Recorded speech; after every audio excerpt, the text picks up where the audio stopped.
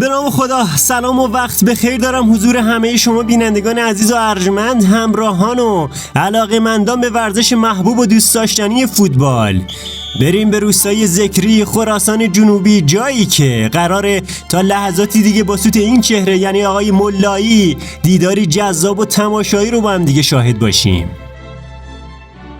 کاپیتان های دو تیم رو در تصویر مشاهده می کنید. یاران اسماعیل در مقابل یاران ابراهیمی قرار گرفتن که هر دو تیم برای برد پا به این میدون گذاشتن.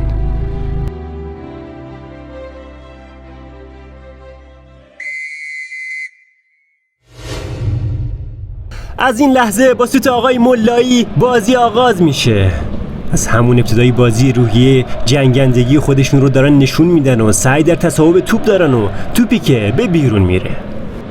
یاران اسماعیل به دنبال باز کردن لایه‌های دفاعی تیم حریف بودن و تا به اینجای کار موفق هم بودن.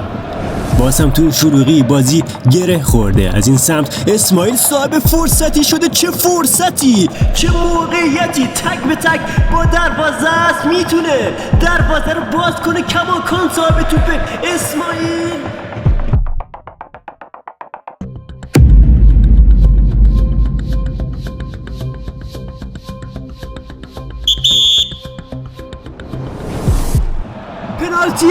پنالتی برای تیم یاران اسماعیل و چه کسی بهتر از اسماعیل که پشت این توپ قرار بگیره.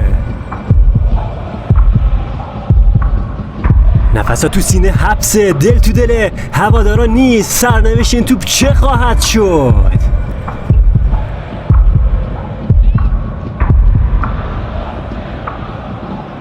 آقای ملایی سوتو میزنه و اسماعیل با این توپ چه خواهد کرد؟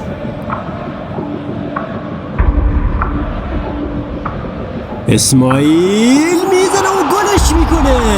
گلش کرد اسماعیل گل زد. اما فراموش نکنیم که هر دو تیم برنده این دیدار هستن.